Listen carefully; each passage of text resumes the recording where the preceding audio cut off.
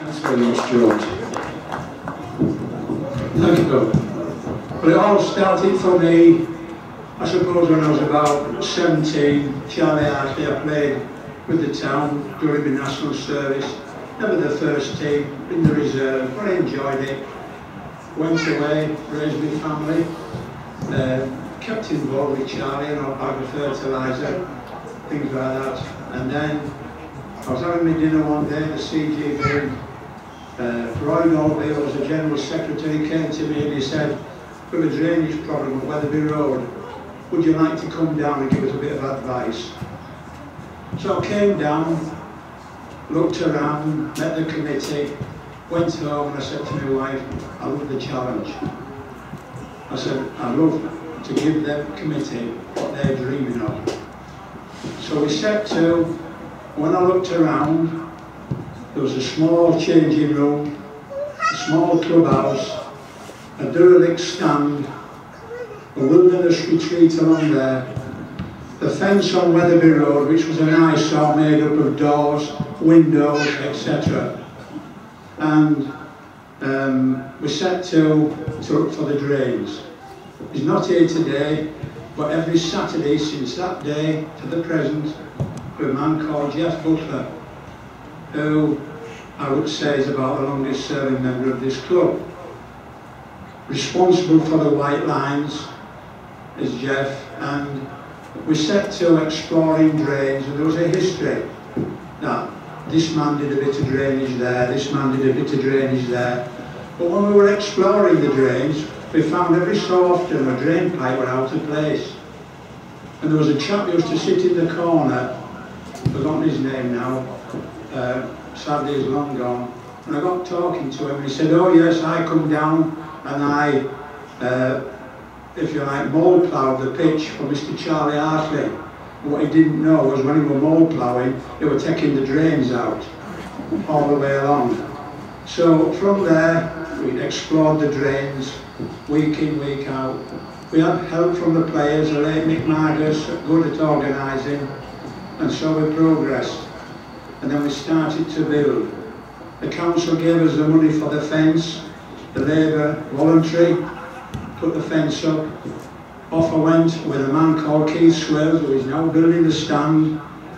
Gates from Bradford Power Station, gates from Bradford, floodlights from Skelton Power Station, bricks when they built the new hospital, thanks to my brother. We were fortunate that we had the clerk of works, wanted somewhere to stay. So I offered him the corner with his caravan. Use the toilets, use the showers. If you have any spare material, send them down here. I was working away and I get the phone call, get back, with a metre of concrete coming for the terraces. And that's how we went on, developing. And great voluntary group. I can't mention them all, but there's the Laurie Bentleys, Keith Swales, the Jeff Butlers, all the well, for the family. On a Friday night, sticking the programme together, making the sandwiches for the players on a Sunday, all voluntary. And then the highlight at that time was this, the stand, which we built, we struggled to pay for. And so things went on, developing the ground. And then you have a dream.